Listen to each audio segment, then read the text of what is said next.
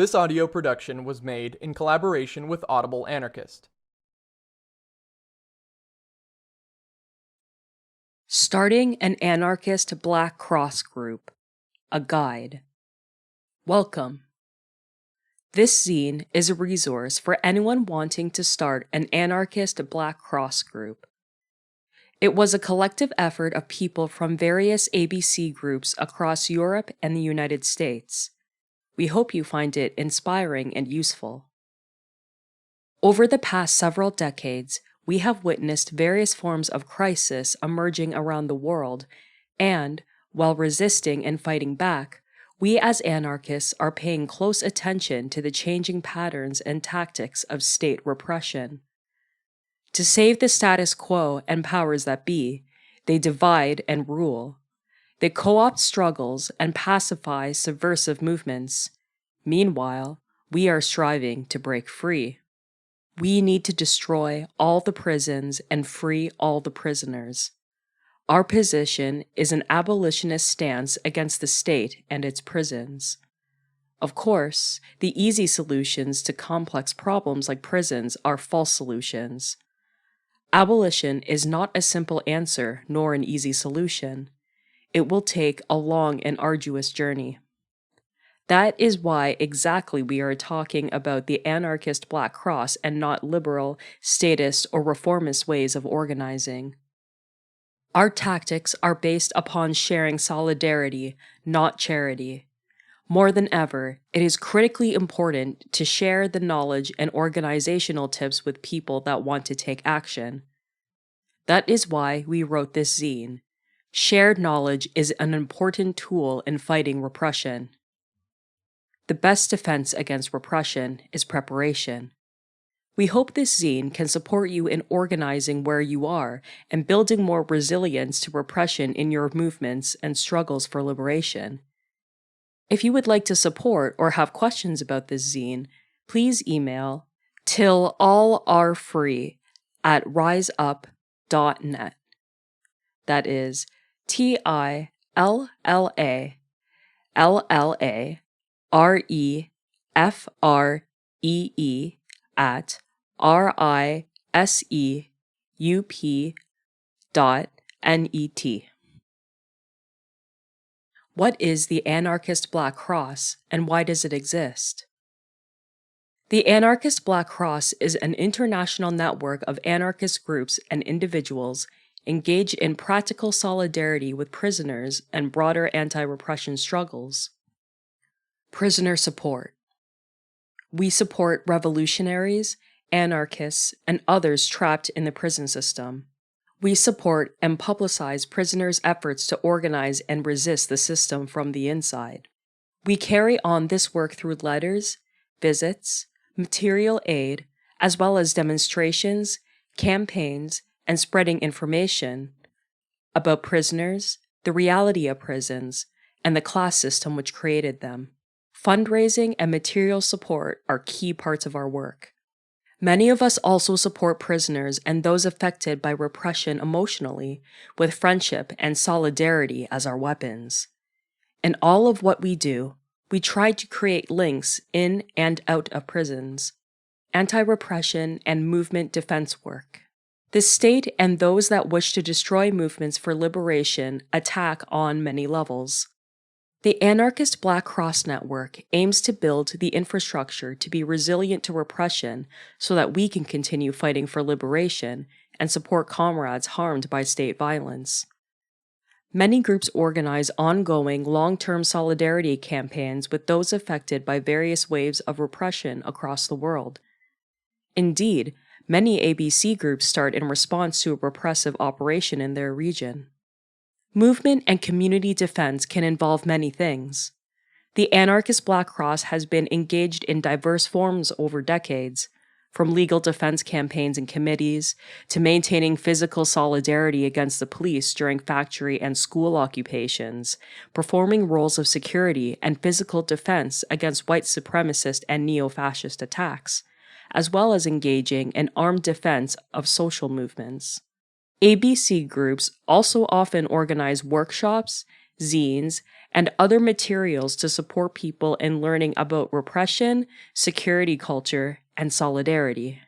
The Anarchist Black Cross exists to strengthen struggles for freedom and liberation by providing mental, emotional, material, and physical support to individuals, groups, communities, and movements. Ultimately, we want to help ensure the strength of our movements from the inside out. We want to support struggles to be a threat to state, capitalist, white supremacist, patriarchal power, and other forms of domination. The history of the Anarchist Black Cross. The Anarchist Black Cross Federation in the United States has written an overview of the history of ABC, which we share below. Since the beginning of the 20th century, the Anarchist Black Cross, or ABC, has been on the front line in supporting those imprisoned for struggling for freedom and liberty. Until recently, the history of the ABC movement has been lost to the pages of time. The present generation of ABC collectives were left rootless with little known information about this organization. Now, specific questions regarding our origin can be put to rest. We have begun to rediscover our roots. The year of origin has been a nagging question regarding the history of the Anarchist Black Cross, also known as the Anarchist Red Cross, or ARC. According to Rudolf Rocker, once the treasurer for the Anarchist Red Cross in London, the organization was founded during the hectic period between 1900 and 1905. Despite his involvement in the early stages, we do not feel these dates are accurate. According to Harry Weinstein, one of the two men who began the organization, it began after his arrest in July or August of 1906. Once released, Weinstein and the others provided clothing to anarchists sentenced to exile in Siberia. This was the early stage of the ARC. Weinstein continued his efforts in Russia until his arrival in New York in May of 1907. Once he arrived, he helped to create the New York Anarchist Red Cross. Other accounts place the year of origin in 1907. Between June and August of 1907, anarchists and socialist revolutionaries gathered together in London for two conferences. It is believed that Vera Figner, a socialist revolutionary, met with anarchists to discuss the plight of political prisoners in Russia. After this meeting, the Anarchist Red Cross organized in London and in New York. In addition to this information, we know that members of the organization were on trial in 1906 to 1907 in Russia. Therefore, we feel the most accurate date of origin for the Anarchist Red Cross would be late 1906 to early 1907 for the Russia section, June or August 1907 for the creation of the international section. However, the reason for the creation of the Anarchist Red Cross is not in dispute. It was formed after breaking away from the political Red Cross, or PRC. The PRC was controlled by the Social Democrats and refused to provide support to anarchist and social revolutionary political prisoners, despite continued donations from other anarchists and social revolutionaries. As one former political prisoner and member of the Anarchist Red Cross stated, quote, "In some prisons, there was little distinction made between anarchists and other political prisoners, but in others, anarchists were refused any help." Unquote. The newly formed ARC considered these actions criminal and vowed that any prison where anarchists were in the majority, the ARC would provide support to all anarchist and social revolutionaries' political prisoners. Because of their support for political prisoners, members of the group were arrested, tortured, and killed by the Tsarist regime. The organization was deemed illegal, and membership was reason enough for arrest and imprisonment in Artvsky prison, one of the worst hard labor jails in Siberia. ARC members and prisoners who managed to escape from prison fled from Russia, creating chapters in London, New York, Chicago, and other cities in Europe and North America. The 1917 revolution caused a celebration throughout the socialist, anarchist, and communist communities. The ARC liquidated, and members began to make plans to return to Russia in hopes of participating in the new society. Sadly, their return was met by Bolshevik repression, similar to that of the Tsarist era.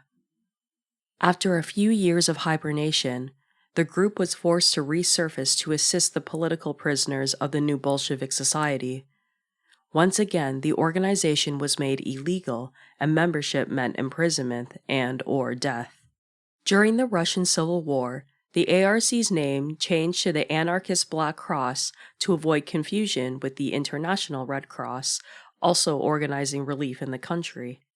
It was also during this period that the organization organized self-defense units against political raids by the Cossack and Red armies. During the next 7 decades, groups would continue under various names, but always as part of a larger Anarchist Red Cross/Anarchist Black Cross formation. ABC support for political prisoners spread to the 4 corners of the globe. What was once a typically Russian Jewish organization now had many faces and ethnicities. During the 1960s, the Anarchist Black Cross was reformed in Britain by Stuart Christie and Albert Meltzer, with a focus on providing aid for anarchist prisoners in Francisco Franco's Spain. The reason for this was Christie's experience of the Spanish state's jail and the importance of receiving food parcels. At that time, there were no international groups acting for Spanish anarchist and resistance prisoners. The first action of the reactivated group was to bring Miguel Garcia Garcia, whom Christie met in prison, out of Spain upon his release. He went on to act as the group's international secretary, working for the release of others. In the 1980s, the ABC began to grow and new ABC groups began to emerge in North America. In the United States, the ABC name had been kept alive by a number of completely autonomous groups scattered throughout the country and had grown to support a wide variety of prison issues. The 1990s and 2000s brought several ABC formations in North America: ABCC, ABCN, ABCF. Prior to 2003, the relationship between these formations was considered strenuous. With the Break the Chains conference in August 2003, along with sidebar discussions between collectives, a better working relationship between the ABCF and ABCN formations was forged. The ABCC was a short-lived formation, dying off in the early 1990s. Various ABC groups have existed in Europe in different forms for decades. How do ABC groups organize? There are a lot of different ABC groups around the world. Each of them has autonomy to decide how the group functions and the core principles of the group. Autonomy and decentralization help us make sure that no group or individual is capable of forcing other groups to do things against those groups' principles. To make sure that decisions within the groups are made with the consideration of all the members of the group, we encourage everybody to make decisions based on a consensus model. However, some groups choose to use simple majority or supermajority voting. Ultimately, it is up to you to decide what kind of decision-making fits your group. However, it is important to talk it through beforehand forming a group to avoid misunderstandings with other members. Types of organizing. Depending on the political situation in different countries, groups can decide on the type of organizing itself, ranging from open groups with open membership to clandestine groups that are known only to the people facing repression. All types have pluses and minuses that should be taken in consideration when you start your own group. Open group. This type of organizing is not often used and is more common in liberal democracies, where solidarity work might be not a risk repression of activists. In this form, the group is open to new members and has processes established to let new people join decision-making processes. With an open process, we can bring passionate people to the work of solidarity without complicated procedures of building up a reputation and earning trust from the movement. With more energy in the group, more can be achieved. It is also quite easy to fundraise, as real faces representing the group tend to earn more trust among others than masked anonymous activists. As for the negatives, it is easy for police or other bad actors to infiltrate the group and disrupt internal processes. Consider this seriously and think through how to confront this in case it appears. Finally, it is quite easy to determine group membership and bring the group down by direct repression as membership is transparent. Semi-open/closed group. This is a type of group that only allows trusted or well-known folks into the group. These groups might be made up of individuals, but also members of local anarchist organizations that are aware of upcoming or existing repression. In this type of structure, membership in the group may or may not be publicly known, deciding in advance by the membership. This might help members avoid possible repression in the future, even if risks are minimal at the current stage of state repression. The benefit of this group structure is the atmosphere of trust that might push group activity further in different directions. It is harder for the state or capital to disrupt activity of the group. On top of that, many such groups develop into affinity groups, which is hard to do with open groups. Apart from that, in the event of repression targeting the entire group, it will be hard for the state to attack all members, meaning that semi-open or closed groups have a higher probability of surviving direct repression. One of the main downsides of semi-open/closed groups is the greater dependence on individual members. Due to the complicated procedures of building trust, it might be complicated to find new people to join the group instead of those who have decided to change their activity focus. It is harder for people to get in touch with the collective in cases of repression or with questions connected to expected future repression. This can be addressed by building up additional ways of contacting the group. For example, mail that is checked every day, or even 1 or 2 people from within the group who are known within anarchist circles as ABC organizers. Organize locally. Ultimately, ABC work done locally is heavily connected to the specifics of the region. That's why, for example, it is quite hard for people from Russia to directly support activists from Finland and vice versa. We discourage local groups from forming one big group covering a big region for that reason. When we decentralize our structure, we make it hard for the state to hit everyone at once. However, local organization doesn't mean isolation. We encourage organizing with different groups and learning from each other. Solidarity and support from neighboring regions or even from distant parts of the world are extremely important for ABC work. Decentralized, we are strong, but real power comes in cooperation. Decentralization also allows us the possibility to go different ways. There have been situations where one group decides against supporting some activists or cases due to political principles, while others were eager to help. This level of group autonomy eliminates paralysis in contradictory situations. It is worth learning about other groups in your region that might be interested in larger cooperative projects. Most likely, there already are. If not, don't get discouraged. There are groups that prefer working independently, but that doesn't mean that all groups do. Keep asking and searching, and you might find a group that you work with for years to come. Don't get surprised if some groups are more open than the others. Different political situations build different political profiles, where activists might be suspicious of new groups or people before they figure you out. This is a process that most of us have to go through one way or another to build up networks of trust. What do ABC groups do? To make this section more interesting, we published interviews with ABC organizers from around the world. They share what their different groups have been doing, as well as the highlights and challenges they have experienced. I got involved in ABC a few months after a close friend was murdered in prison in Texas. I wanted to do something productive with the anger I felt after his death.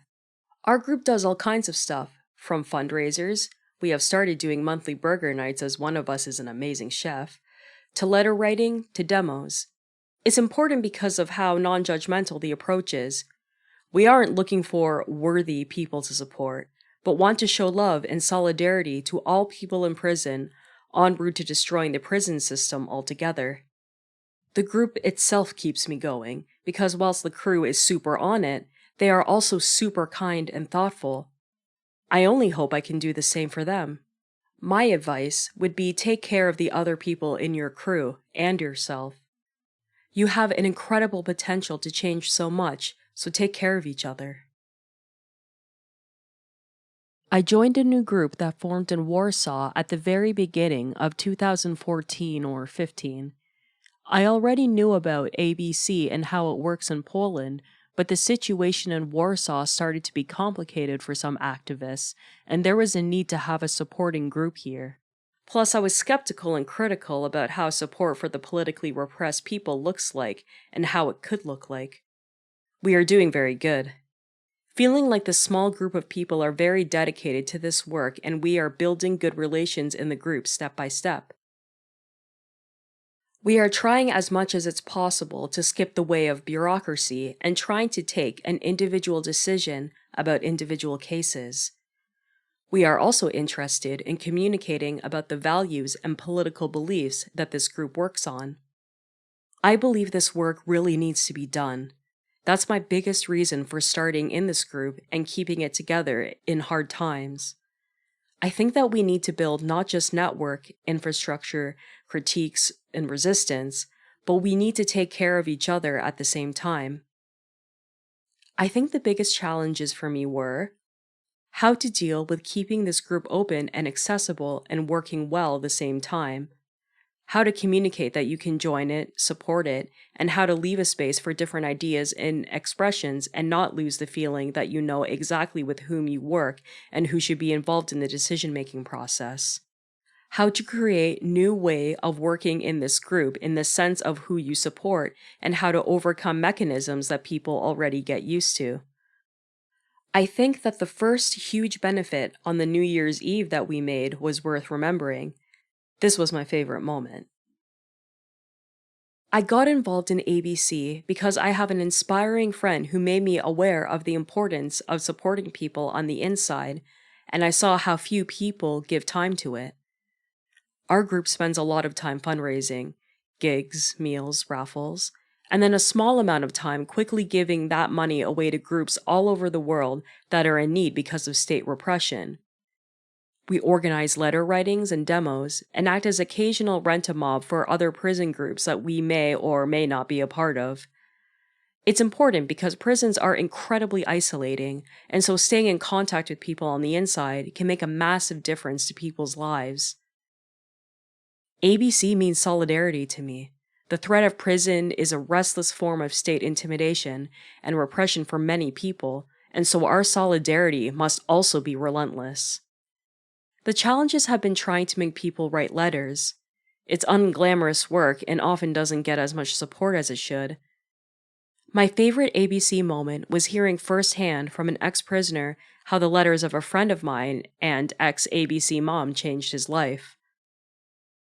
The sense of support in the group has been memorable, and it keeps me going with the work that we do. I have also been blown away at the international solidarity that gets spread around through the ABC network. This is a rare thing and should be fucking cherished. Prisoner support also keeps me going with wider prison struggles. Whilst our long-term aims are to bring down the prison system, helping people on the inside in various ways can bring little victories which are important. One piece of advice is don't get sad if you don't get a reply to your letter, and don't let that be a sign that the other person doesn't want more letters. Somewhere around 2009 to 2010, it became clear to many of us in the anarchist movement in our country that we will get repressed by the state sooner or later. We started ABC to get organized before the state strikes. After almost a year of existence, we did get in trouble with the state after a massive wave of arrests and detentions of anarchists and anti-fascists. The main focus of the group is supporting prisoners and people on trial. This is also the main part of spendings. Apart from that, we publish our own brochures on security culture, how not to talk to police, and so on. We also run our website, where we try to track all the repressions against anarchists and anti-fascists around the country. We are also one of the groups trying to push the International Week of Solidarity with anarchist prisoners. For me, ABC is somehow this wall you build in front of the repressive regimes that allows activists to do their stuff without worrying about the necessity to gather money or bother about organizing your own solidarity campaign in case of repression. Apart from that, the value of ABC is also in its political core of solidarity, where support is not just humanitarian aid, but a political statement that unites us in struggle. Our challenges have been surviving. For all the years the group has existed, it's been underground with invitation-only membership. With that in mind, it is worth mentioning that we try to act in most of the cases without bringing the ABC brand to the table, as it might potentially cause some troubles for those who are calling themselves ABC members. But those who need to know it anyway. Another challenge is always the collection of money. It might be one of the most boring jobs ever. At the same time, if you do it properly, it might turn into fun. But it is a real challenge not to end up broke after another wave of repressions that the state starts against the movement. I think the most inspiring moment was when we organized an info table with letter writing at one of the big events. A really young girl came with her mother to write letters to prisoners. Her mother was crying, while the daughter was writing something on the postcard. I think moments like that boost my faith in humankind, even if sometimes it crumbles. What keeps me going? I think there is this egotistic approach that if something happens to me, I would love people to help me out. This is one of the reasons.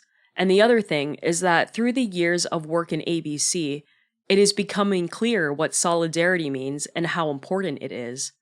Not just the words, but actions that move the walls around the people and make repressions a little bit less successful. My advice to new people? Ask other groups if you are hesitant about how to start. Some support from collectives now far from you might help you understand how the things are working way faster, and you can start spreading your solidarity very soon. And try it. It is a lot of fun, although at the very beginning it might look overwhelming.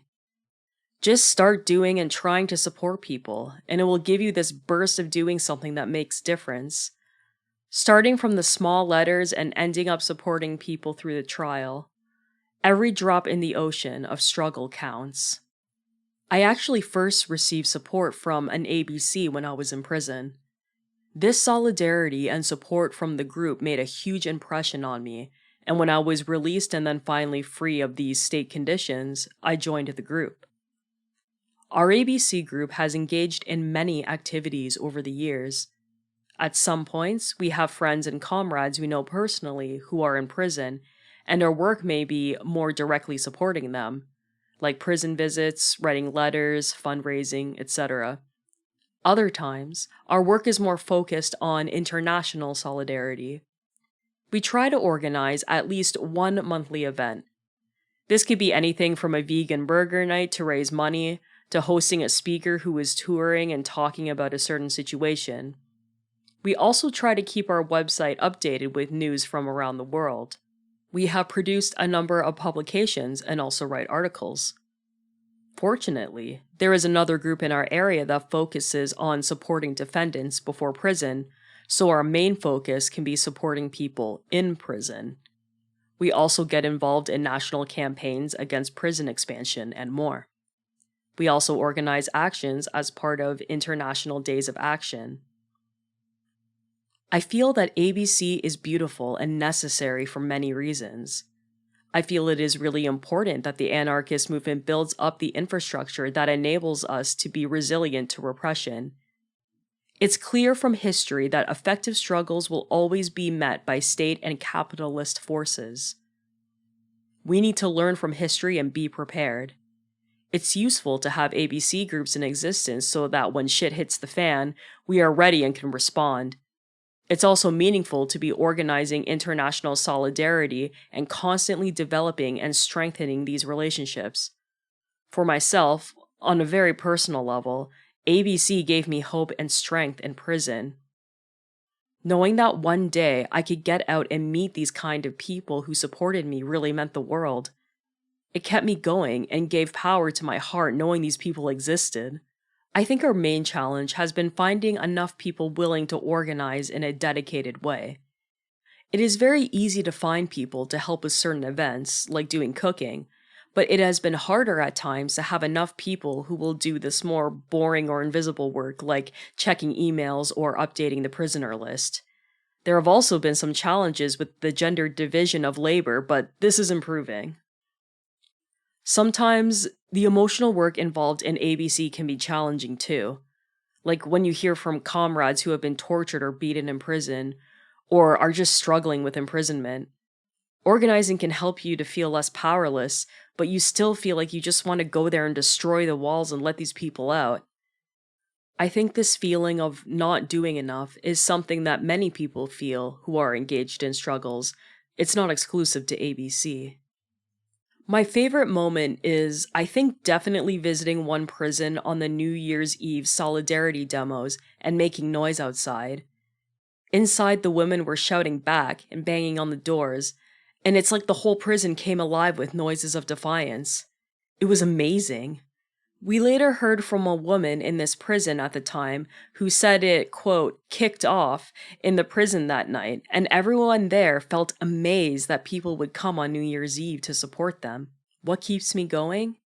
It sounds really cheesy to say things like, until all are free, or until every cage is empty, but I really feel this way. That we simply cannot stop until all the cages and prisons in this world are destroyed. What keeps me going is knowing that these systems of oppression and exploitation still exist and that the necessity to fight remains. Emotionally, what keeps me going is friendships that I have gained through the ABC network. There are some incredibly inspiring people active in this struggle, and it is an honor to know them. My advice for new groups is to ask for support when you need it. Contact one of the longer running groups and simply ask for help. We have all made so many mistakes and learned so much over the years that people are happy to help others to get started. Also, make sure you take care of yourself and each other. And fuck macho bullshit. For some years, I was aware about the existence of such a group in our city. I rather felt it as something super secret, and to me, it was a kind of 7th level of anarchism or something. Now it sounds really ridiculous.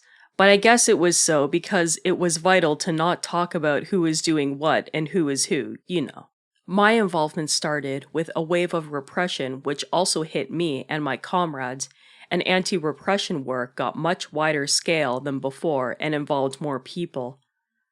After some time, I realized that actually we are doing things which ABC is doing for a long time, and the only difference is that I don't meet other people from the group who don't necessarily do public things and don't want many people to know about their involvement. So after some time, I got closer and took some responsibilities that I wanted to take care of. It was simple because we are just a bunch of friends and see each other very often, and it is actually hard to name the day when I got involved as our ABC group doesn't have a ritual for accepting new people, like oaths around the campfire when it's a full moon. Which is a really nice ritual, I think. My favorite moment, I think I really liked how we were inventing nicknames for all these police and state assholes who were trying to send us to prison, making jokes about all of them while writing an article and sometimes trying to write it in the most funny way we could. I think I could count so many hours that we spent laughing about the police. And I think all these organizing moments were not how many people imagine activism or what actually activism looks like, something boring and taking a lot of time. Because it is not activism. Our case is a bunch of friends cooking food together and having a good time, and meanwhile actually doing things.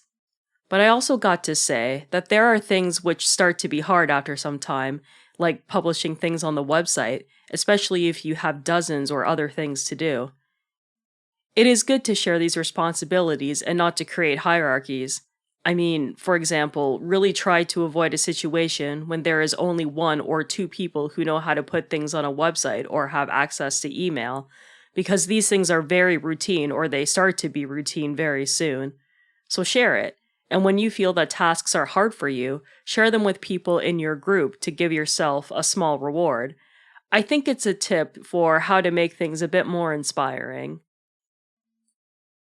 I'm doing anti-repression stuff for nearly 18 years, and as an anarchist, I was always interested in organizing as an ABC group and doing anti-prison projects. There was an ABC group somewhere else in the country in the late 90s, beginning of 2000, when I just started by myself doing things in the radical left and I had some loose contact.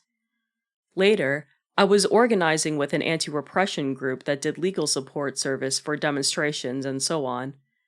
I left this group because of some big differences concerning the political goals we were fighting for and my personal affections to radical theory and practice. Then some people in my hometown started an ABC group in 2008. It took some years because of different personal and political issues, but then I joined them.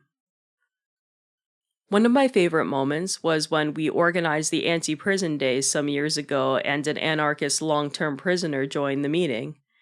He was 16 years behind bars and was released 10 days before he traveled to the meeting. It was really impressive to meet him and listen to his words during the discussions. He was so open-minded and talked about his experiences in prison. For me, it was the affirmation of why I'm fighting against the prison industry and that we are right. What keeps me going? It's fucking important. Yes, it's hard work and nothing fun about that, but it has to be pushed forward.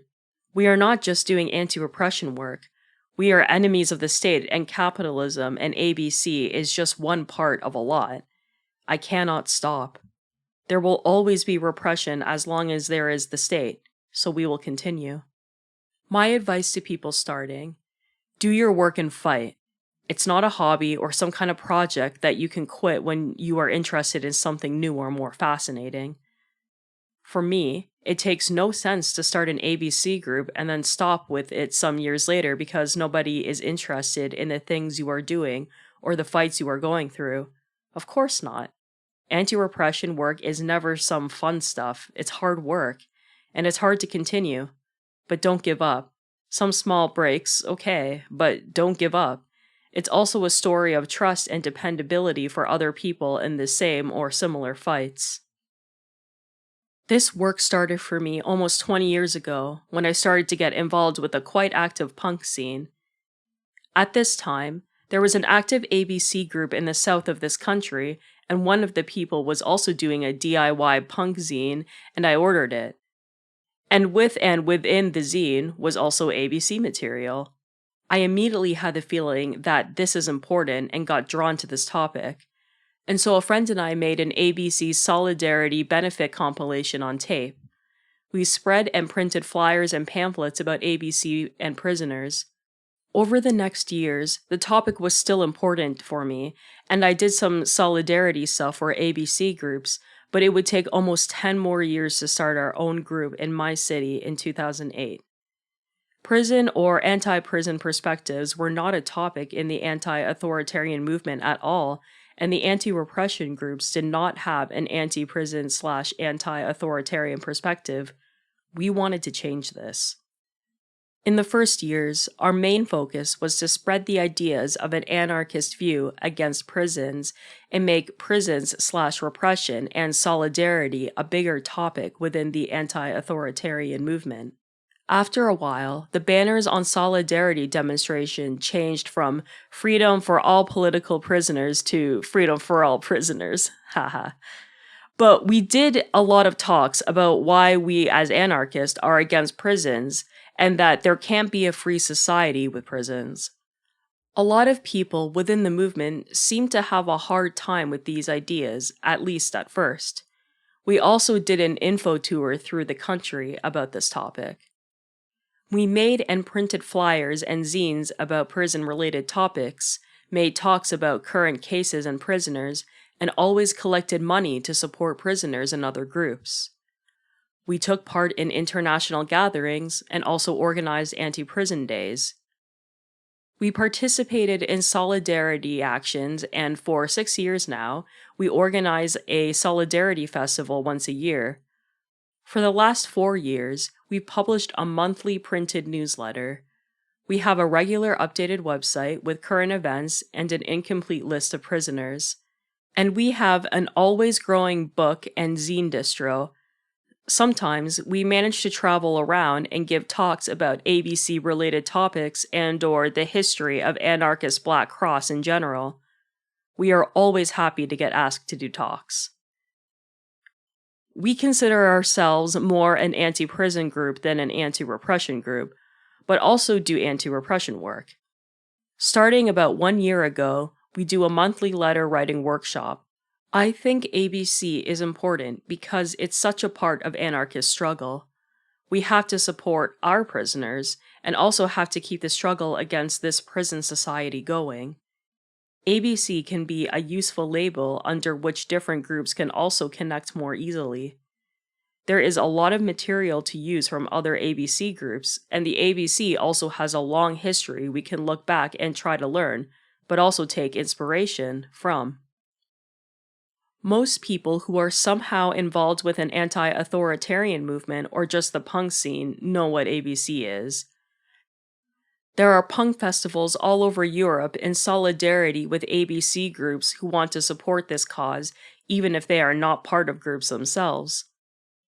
On the other side, I think it is important to get organized and have anarchist structures to support prisoners, which keep on going and not form new from case to case. And also not to completely rely on the German Rothhilfe, for example, who managed to print in the last 2 years at least 2 articles in the Rothhilfe newspaper celebrating authoritarian communism, who killed and incarcerated anarchists/anti-authoritarians. Of course, many of the quote-unquote subgroups who are part of the Rothhilfe are not like this, but I think this over-reliance in Germany on this structure is dangerous.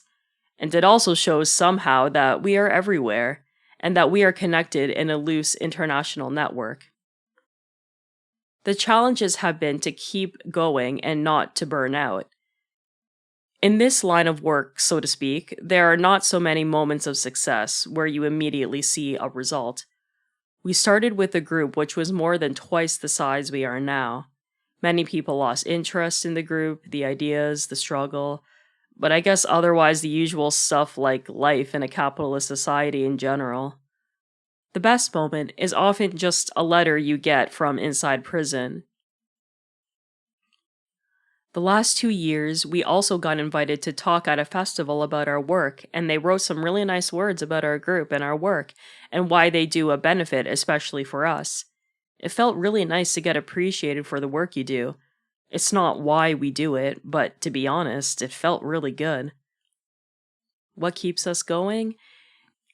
It is really important, and it's just part of our struggle as anarchists. It sometimes does not feel like there is much you can do, but then you get letters from prisoners and they still have so much fight in them, and they let you feel how important your support is to them. And most of the time, you never met them, but you read their words and you feel this strong bond and affinity. I personally get a lot of power and energy back from these letters.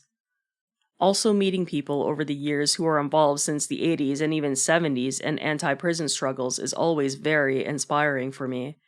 Or people who do this work living in far more repressive countries, and their experience and how they manage. And there are still prisons in capitalism and no liberated society, so there is also still the need of ABC. My advice to new people is don't do it because it's cool or trendy, or because you think it gets you scene credibility or shit like this. Don't do this if you see this as quote-unquote activism.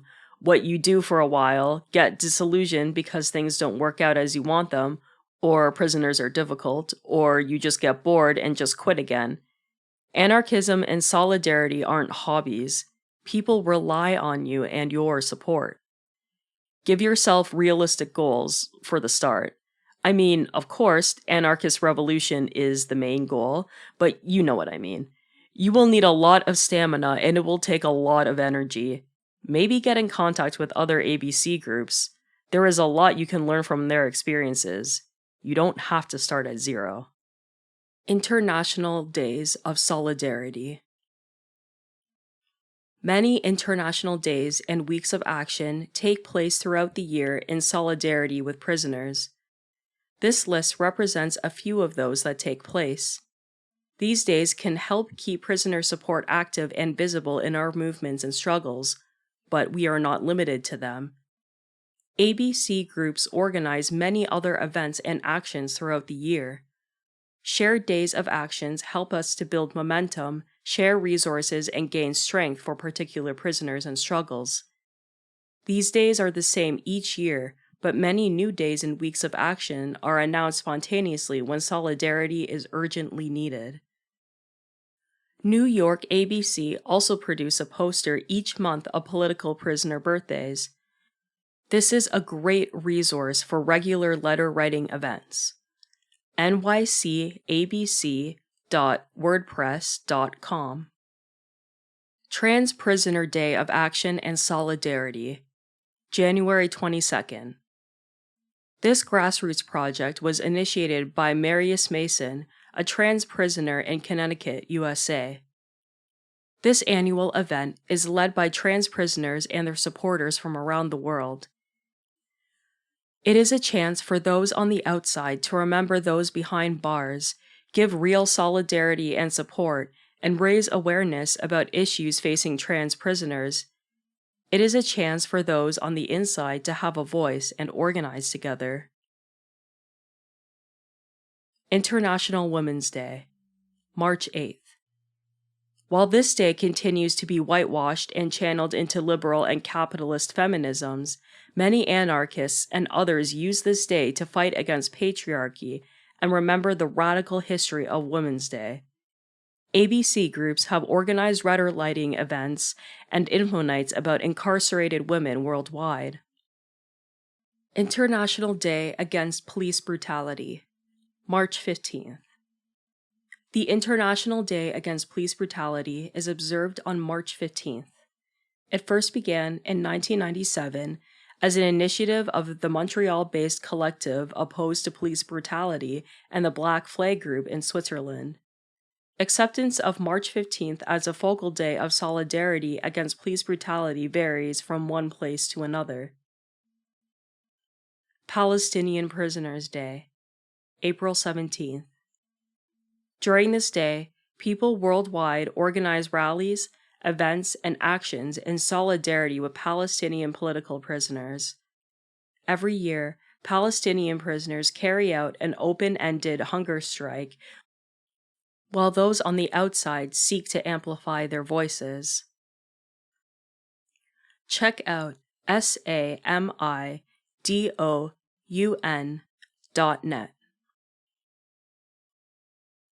International Workers' Day / May Day, May 1st.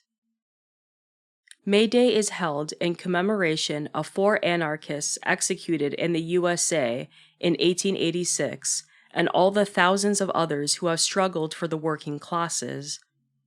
Many groups in this period organize solidarity actions and use it as an opportunity to highlight prison labor and all the incarcerated workers in prison. Read more about the history here. libc.org/history/1886-Haymarket-Martyrs-May Day. International Day of Solidarity with Long-Term Earth and Animal Liberation and Anarchist Prisoners, June 11th. Each year, June 11th serves as a day for us to remember our longest imprisoned anarchist comrades through words, actions, and ongoing material support. The June 11 website shares many resources and a listing of prisoners who value increased support in this period.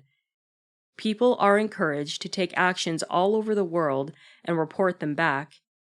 Each year, a zine is created of writings and reports. This is on june11.noblogs.org. Prisoners' Justice Day, August 10th. August 10th is a day set aside to remember all those who have died unnatural deaths inside Canadian prisons. The Day of Action started in Canada in 1974 when prisoner Edward Nolan bled to death at Millhaven Maximum Security Prison in Bath, Ontario. This date has now become a marking point for prison struggle across the world. The website is prisonjustice.ca. International Week of Solidarity with Anarchist Prisoners, August 23rd to 30th. This is a global week of action dedicated to anarchist prisoners. Solidarity can express itself in many forms, from graffiti to attacks to letter writing evenings. A collective poster and call-out is written and shared online, and then groups can make autonomous actions and can send reports for the website if they wish. The beginning of the week was chosen because of the historical execution date of Sacco and Vanzetti, two Italian-American anarchists, in 1927. They were convicted with a very little amount of evidence, and many still consider that they were punished because of their anarchist views.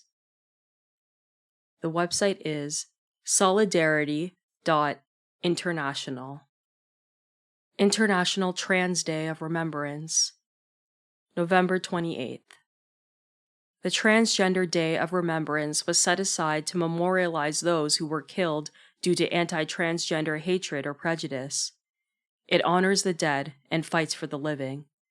Many anti-prison groups have taken actions against prisons on these days, remembering trans prisoners who have died inside.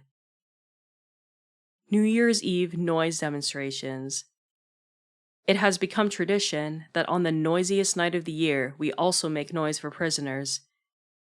Internationally, noise demonstrations outside of prisons are a way to remember those who are held captive by the state and a way to show solidarity with imprisoned comrades and loved ones. We come together to break the loneliness and isolation.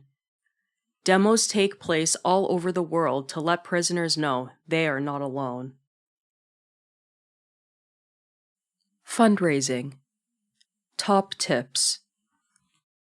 Fundraising is one of the biggest parts of our activity. Whether we want it or not, a lot of solidarity work requires money. Starting from lawyers for the legal aid and ending up with parcels to the prisoners and support for those that are at the financial bottom due to repression. Some people find it to be a nasty business, others turn it into quite a positive experience. It is up to you to decide which approach you take, but it should be clear that if you are taking your ABC activity seriously, you won't be able to avoid fundraising. Here are some tips from our own experience on how you can make some money. Some of it might not fit into reality due to political repressions. This list is for updating for sure. So if you or your group have something to add, feel free to write us back with your experience. Fundraising evening/presentation. These are some kinds of presentations, discussions, or workshops that are connected with the matter for which you are fundraising. For example, a presentation on repression against activists protesting against G20, that might be a platform to raise solidarity funds. These are quite good in case you want to collect money for causes that are not really present in your region. Through these events, you can inform people and potentially inspire people to start being active in support of this or that cause. However, you shouldn't expect a lot of money from these kinds of events, as people are normally not eager to donate money directly after a presentation. The interest in donating might be encouraged with some materials for sale or donation on the topic. Even such things as t-shirts or patches might be a small connection to the topic for some people. You can also go away from a traditional presentation format and organize a solidarity dinner. Some groups report that a well-organized dinner might raise more funds and attract more people than just a presentation. Solidarity calls. Sometimes it is worth making a call to anarchist movements for help. It might be that other groups have more access to funds than you do. For example, Western countries have more wealth than Eastern or Southern countries. In that case, such a call can provoke other people to take action in their own town and raise funds for you. Do not underestimate the power of solidarity. You might be positively surprised how people are eager to help those they don't know, but with whom they share ideas. Party. This is one of the most popular ways of fundraising in Western countries. In most cases, you can openly advertise the cause of the party and give people an opportunity to party for the cause. It is a great way to raise money because people are eager to spend it on drinks or they just donate more when in a good mood. However, good parties require a lot of effort from multiple individuals. There is nothing worse than organizing a bad fundraising party. If you get a reputation of being a bad party organizer, there is little chance that this way of fundraising will be open to you for long. That's why parties should be original and fun.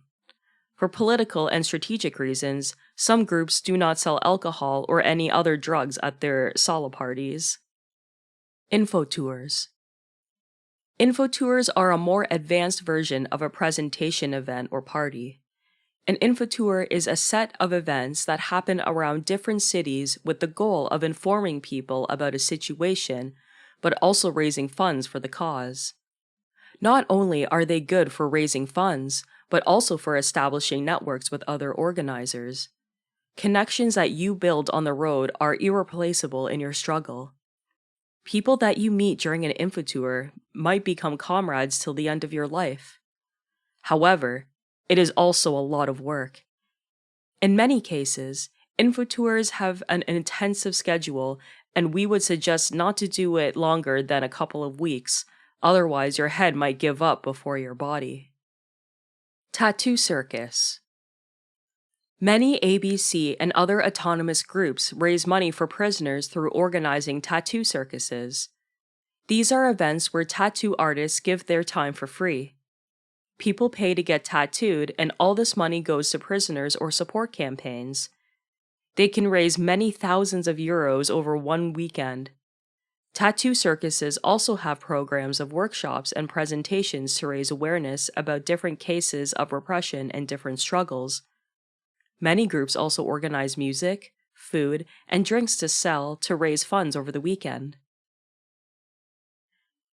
Benefit gigs, shows, and concerts. Fundraising gigs are a great way to raise money.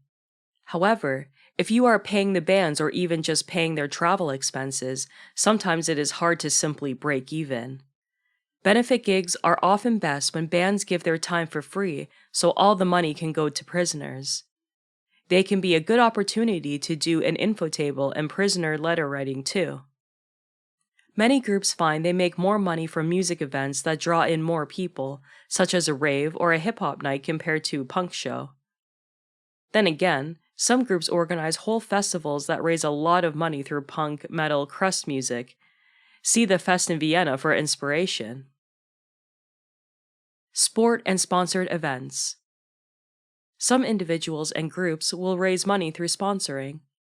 They will ask friends to give them a donation if they do a 10K run, for example. Some people even do this with shaving their head or other silly things. It takes a lot of energy and commitment, but can be a nice way to fundraise. The Anarchist Black Cross Federation, ABCF, and supporting groups also organize an annual Running Down the Walls. These sponsored runs raise much-needed funds for their work. People can also walk, bike, roll the 5K routes. See abcf.net/RDTW for details. Raffles. Raffles are simply where people buy a ticket and potentially win a prize. They can be a great addition at any event, such as a presentation or benefit gig. You can ask supporters to donate prizes and can get extra nice things through five-finger discounts at your local stores. Merchandise. Merchandise never goes out of fashion. People always seem happy to buy benefit t-shirts, patches, and other items. They can be expensive to print and organize, but costs can be reduced through doing the screen printing yourselves or finding volunteers to do it, as well as finding t-shirts in thrift or charity shops. Some groups also appropriate blank t-shirts ready to be screen printed on from corporate stores. Monthly donations. Many anti-authoritarian and anti-fascist groups have the option for people to donate regularly, typically a small amount per month. This creates a sustainable income source and is a good model to replicate if you have a bank account and this structure. It can be more difficult if you are informal without an account. Many groups do not have a formal account for security reasons. Anarchist Defense Fund. An international anarchist defense fund was launched in 2018. It collects funds from members who join and then contribute to decision-making in response to applications for the fund. The collective solidarity structure provides support to anarchists around the world who are persecuted or find themselves in a difficult life situation because of their political ideas or activities. Go to afund.info. Last words. Whether it is a dinner or a party, infotour or single presentation, it is important to understand that fundraising events also build an atmosphere of solidarity inside anarchist movements. If today people are taking care of Comrade A, when he, she, they are facing repression, then it means that tomorrow nobody is going to give up. This feeling of support from your comrades is extremely important in building revolutionary community that embarks on revolution. So don't hesitate. If you don't have experience, ask other groups or your friends to help you out. Be creative and embrace the hard parts of fundraising so you can later enjoy the good parts of it. Disclaimer: we don't want to list only legal options or discount more traditional ways of fundraising anarchists have utilized in previous centuries. Example, expropriation. How to keep an ABC group going. One could say that the fuel ABC goes on is active work around cases of repression that the group is familiar with. That is to say, when repression is not happening, anti-repressive groups like ABC might go into sleeping mode, if not just disappear. People stand up and leave, like after a film finishes, and folks go home since an action is over. Sometimes this is the case with ABC groups too. Some contemporary ABC groups have stopped being active after the most visible and active parts of repression happening in their communities are over. But it doesn't mean it should always be this way. There are plenty of reasons why ABC groups might stop existing after repression. For example, very often people who are involved in ABC groups are part of other projects, and starting an ABC group might be a practical necessity to organize against repression, especially if no anti-repressive groups already exist. Among other reasons, there might be some traumatic experiences that were connected to the support work that had been done. All of this is understandable. But many of us who participated in ABC noticed a continuing need to keep it going. Why? ABC, as a type of organization, and as one of the ways anarchists have tactically fought against states and supported those who got caught, has a great tradition. And the Anarchist Black Cross organizational philosophy is still an abolitionist philosophy. More than 100 years ago, anarchists in the same type of organization were actively opposing the Tsarist regime, and just a few years later they became an enemy to the Bolshevik state, just as to all other states on Earth. Coming through both Tsarist and Bolshevik prisons and executions back then, and today fighting against prisons and state repression all around the world, Anarchist Black Cross as an idea gains historical perspective on revolution the state, and its prisons, but also brings a clear abolitionist perspective to ABC's long-term goals and everyday struggle.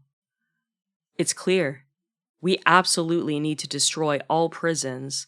This institution of control fills a role as a connecting glue to other systems of oppression, such as patriarchy, classism, and racism. Prisons have never solved problems, but instead created countless numbers of them, destroying so many lives, cultures, and beautiful human and animal beings. We know it's not as simple as destroying prisons in a single act of liberating violence, but rather a complicated and long-term process of building other kinds of relationships within society. It is about moving our mutual understanding of punishment, prison, and life without them towards an uncompromisingly deep and radical analysis of how they work, what can be done to destroy them, and what social relations we want. Of course, all of these go together. We can't create an analysis first, then destroy prisons, then think of how we want to live. We do it all at once, and that is what makes our abolitionist ideas strong. These positions presented above means a damn huge amount of work to be done. And that's why your local ABC group should go on. As destroying prisons is a hell of an effort, it has to be said also that repression never stops.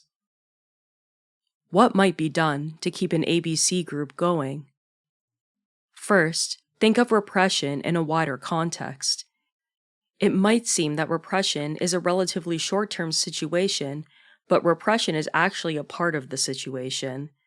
That means that the repression is always present. The state is always out there, and its control over people's lives itself means repression and social warfare. Whatever it is, a fine, laws, and the whole mechanism and collective illusion that make them work.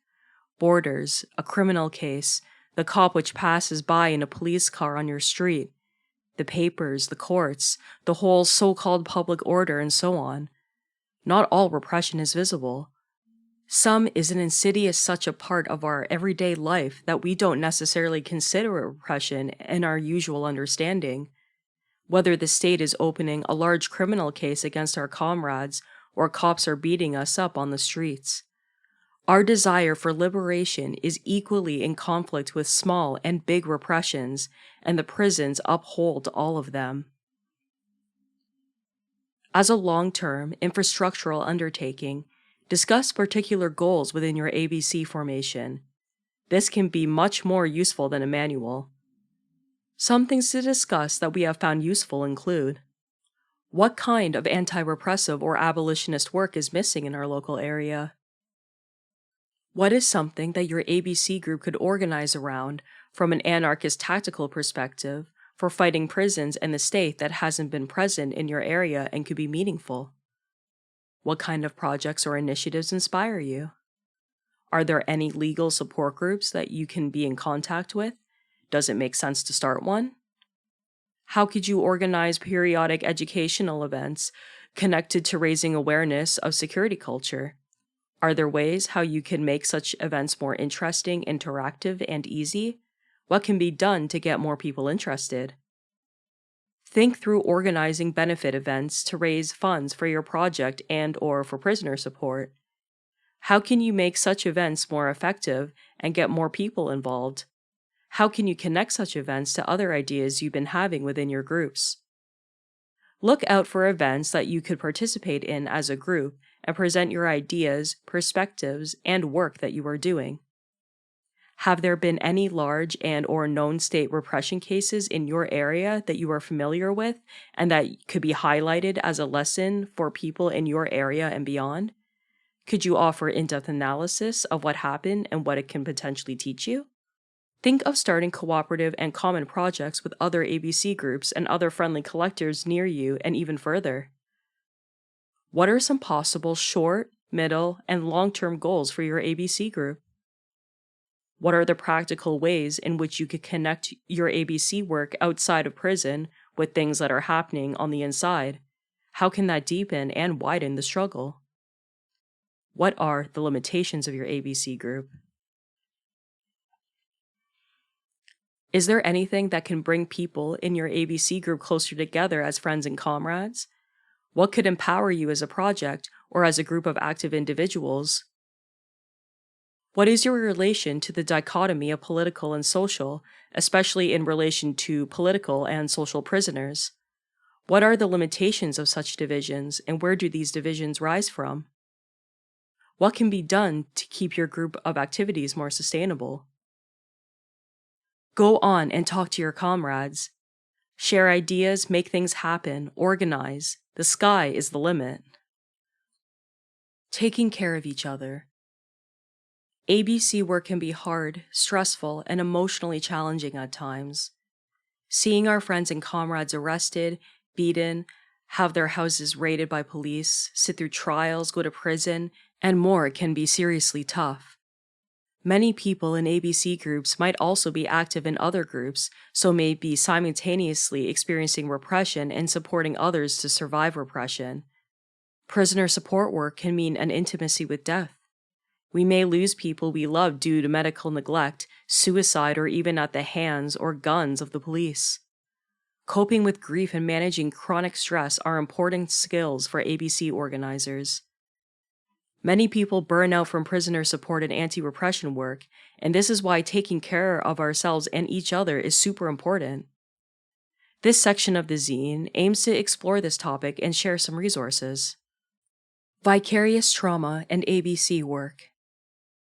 As anarchists, as people resisting the dehumanizing nature of capitalism and the state, we see a lot of fucked up shit. We may experience this ourselves directly, like prison, or we may support people we are close to surviving certain chronically stressful and traumatic situations. Or we may just be reading and writing about what other people are going through. Either way, we are exposed to a lot of heavy and upsetting things, and it is obvious this is going to begin to affect us, otherwise we wouldn't be human. One way this is recognized is in the concept of vicarious trauma. Vicarious trauma has been described by the Headington Institute as the, quote, process of change that happens because you care about other people that have been hurt and feel committed or responsible to help them. Over time, this process can lead to changes in your psychological, physical, and spiritual well-being, end quote. Increasingly, trauma conversation and writing acknowledges the effects of long-term and complex trauma, beyond one-off traumatic incidents like a car accident. It shines a light on the potential cumulative consequences of bringing other people's grief, fear, anger, and despair into our own awareness and experience over a long period of time. Some of these changes might be noticed through different signs. Physical and physiological signs can include hyperarousal symptoms, example, nightmares, difficulty concentrating, being easily startled, sleep difficulties. Repeated thoughts or images regarding traumatic events, especially when you are trying not to think about it. Feeling numb. Feeling unable to tolerate strong emotions. Increased sensitivity to violence. Cynicism, anger, disgust, fear. Generalized despair and hopelessness and loss of idealism.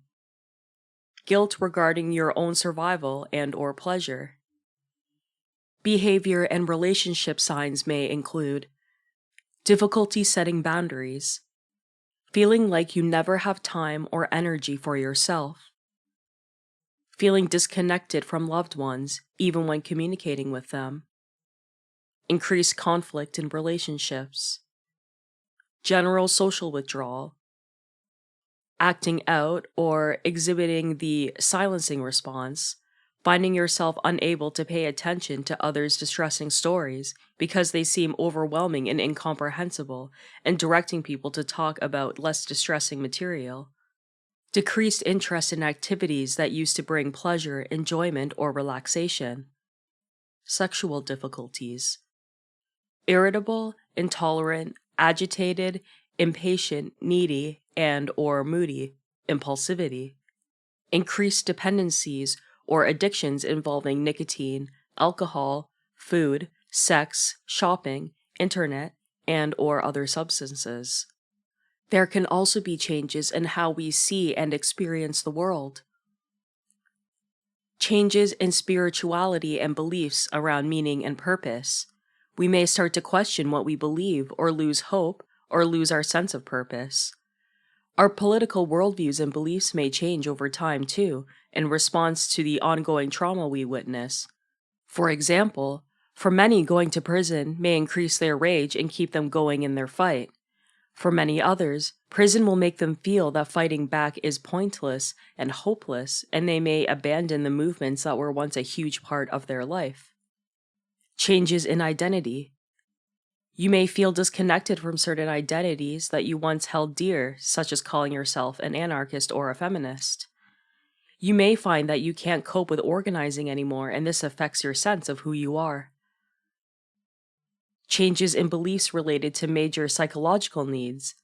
Example, beliefs regarding safety, control, trust, esteem, and intimacy. In an ABC context, this might mean that you perhaps no longer trust certain friends because they let you down while you were in prison. Or it can mean that after police infiltration, that immediate relationships feel impossible. Taking care of ourselves. Some ideas. Resources on vicarious trauma suggest some strategies that can help. These include escaping, taking time off, watching movies, reading, etc. Resting, making sure we get adequate rest and respite from it all. Playing, doing fun things, exercising our bodies, etc. Nurturing a sense of meaning and hope, finding things that keep us inspired. That could be reading about historical comrades, going to gatherings, spending time with particular people, etc. Mourning our losses. Grief is such a huge part of ABC work at times. Finding a way to mourn in a healthy and nourishing way is super important. Marking transitions. This may include celebrating small achievements, like having a successful event or completing a new zine, or reflecting at the end of the year. Investing time in ourselves. This means investing energy in ourselves beyond our political work. This might involve studying or learning self-defense, gardening, and more. Whatever we also yearn for, we need to cultivate it too. Being aware of our risk factors. Knowing your signs when you are teetering on the ledge, learning to listen to your body and take action to meet your needs so that you can set better boundaries with projects and the amount of support work you can realistically do. Connecting with other people, especially those who have a shared sense of understanding of what you are going through or have been through. Trying to cultivate a sense of joy and wonder. Check out the book Joyful Militancy, which shares a different understanding of joy, which is not necessarily skipping in the meadow or even happiness, but more becoming who we are and working for liberation. Building care into our collectives. A lot of the self-care suggestions create some idea that it's our fault if we burn out because we haven't taken care of ourselves well. While our personal actions for sure contribute to our health and survival, they are part of a much bigger system than ourselves. From how our collectives share labor, to how capitalism destroys our access to health care, and so forth. So, no blame or shame. Let's just all care for each other better, so we can better destroy what destroys us. Here are some suggestions and ideas for what ABC groups can do to take care of each other better in our groups. Encouraging regular time off organizing for each other, making people feel supported that they can take a step back if they need. Have adequate expenses policies and financial support when appropriate to support people to participate. This might mean using ABC funds to pay for healthy meals when touring, so we are not just getting sick doing this work because we cannot afford to pay for lunch. Ensure solid introductions to how groups work and how to do things, and give support for new people. Create opportunities for people to learn new skills. Pay attention to the division of labor in your group and don't take each other for granted. Be especially aware of race, gender, class, and other factors that can often deeply affect who does what. Be aware of who is often setting the pace in the group and check in with each other if it's sustainable for you all. Talk about how you communicate as a crew and what you expect from each other. Find a way of getting things done and tracking your action points so it's not just one person reminding everyone, which can be exhausting and disempowering for people. Organize fun, nice, adventurous opportunities for yourselves, like traveling to an event in a different city or doing a speaking tour in a different city. These perks can help keep us going when we may have done years and years of heavy things like endless prison visits. Getting training for our groups, example, workshops, courses, reading groups, gatherings, and skill shares, especially around trauma and burnout prevention. Organize accessible counseling or fundraising to pay for a counselor for people experiencing repression so that people have solid, reliable support and the weight of emotional labor is not all on each other. Medical and health support. For example, connecting with local herbalists who can make herbal medicines to help bodies cope with stress, like the J20 in the USA, who receive support from the herbal community during their stressful trial. Creating collective models of care for childcare, elder care, supporting people with chronic illnesses, etc., and respite for caregivers. Creating face-to-face time together to work together so we are less isolated and feel more connected to each other. Invest time in building your friendships.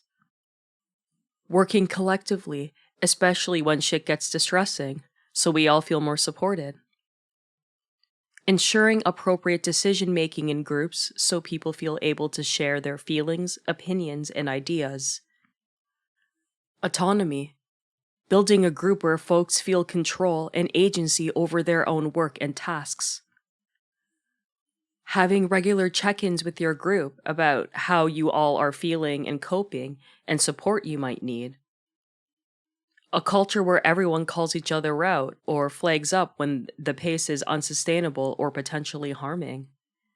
Paying attention to the partners of prisoners who often do the most support work, practically and emotionally, while coping with their own grief and loss about their partner's imprisonment.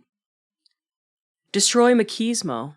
We can encourage prisoners to write honestly about how they are feeling, make sure in workshops and talks we talk about the reality of prison, and not try to dismiss people as weak if they are finding situations harder or expressing their vulnerability more visibly.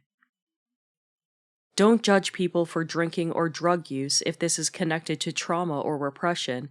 Everyone is at a different point in their journey in healing and finding coping tools.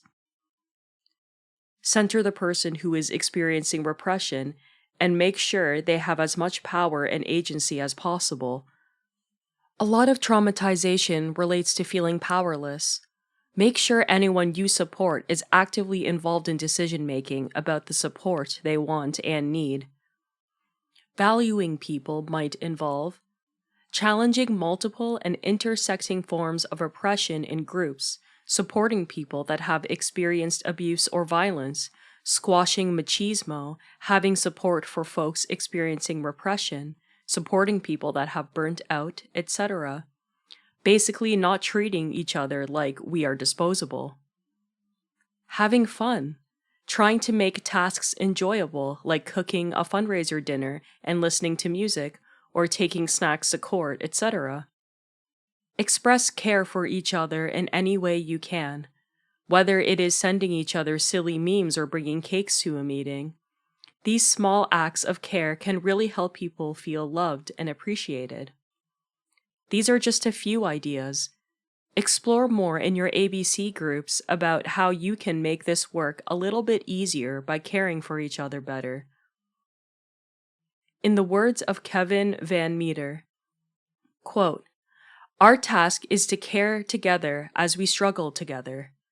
By pushing forth the complexity of experience and realities that arise in caring for those who are mentally and physically ill, traumatized, dying, survivors of intimate violence and incarceration, addicted, suffering from chronic pain, struggling against the imposition of binary gender, and working in the care and medical industries, Our movements deepen our relationships with one another and construct new fronts for revolutionary struggle.